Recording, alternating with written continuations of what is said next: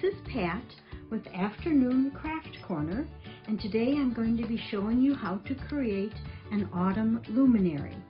I got some inspiration for these from several blogs and websites, including Crafts by Amanda and Spark and Chemistry.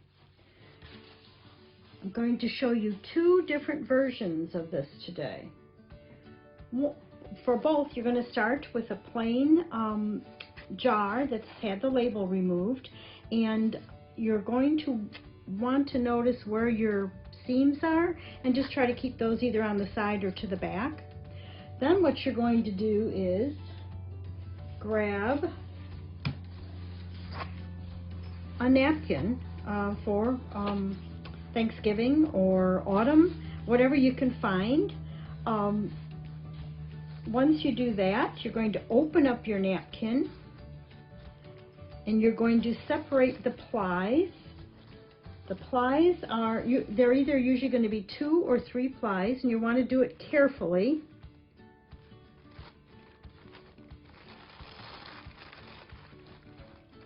A little bit at a time. And once you've done that, you'll set aside the bottom layer and you're just going to work with the top layer. Okay, for this example, I chose this particular pattern. And here's my napkin, and this is what I cut out from my napkin to fit on here. What I do is I measure from the top right under the rim to the bottom, and then I just measure all the way around.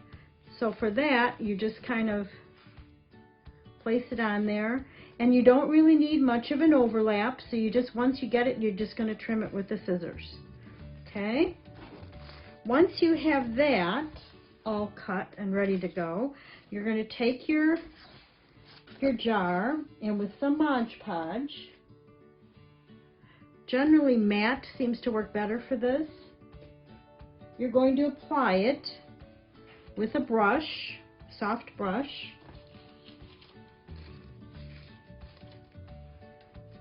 And you're going to start by just taking a small bit and painting it on,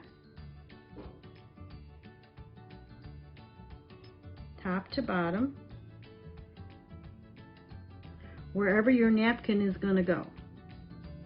And don't worry, this is going on white, but it will dry clear.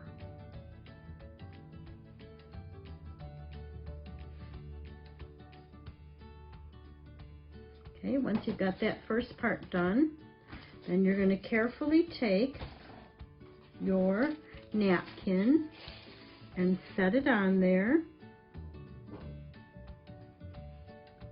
like so.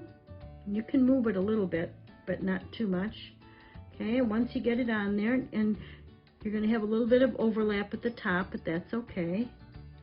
And you want to try and get out some of the bubbles, but the bubbles will be there. That's just part of the product. Okay, so once you've done that, then you're going to continue and put your Mod Podge all the way around underneath until you have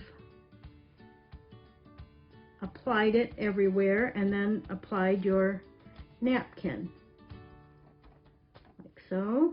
And then on the other side, like so.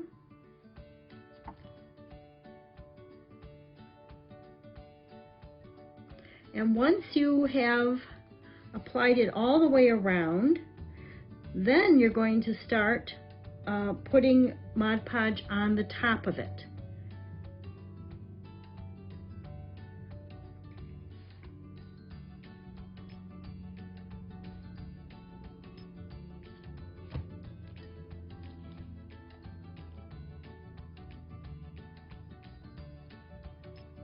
So, here's a little bit left.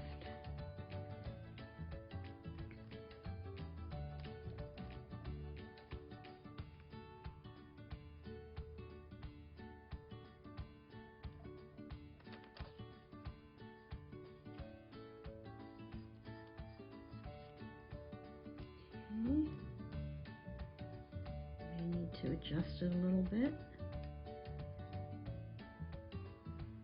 Okay, press this in at the top.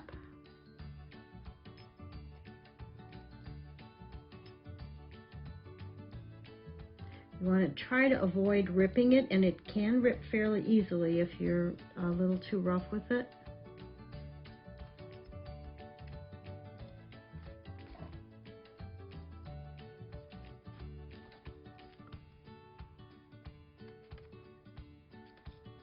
So now what we do is we apply it over.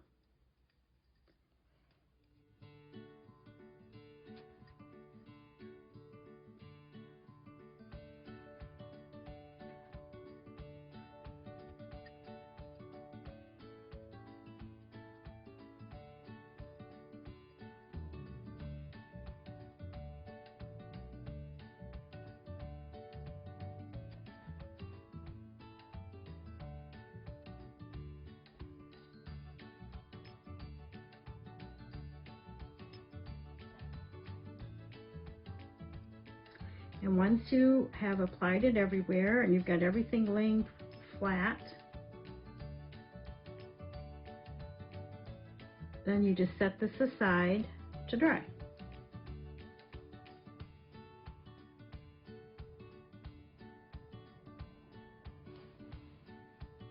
Okay, and this will dry clear.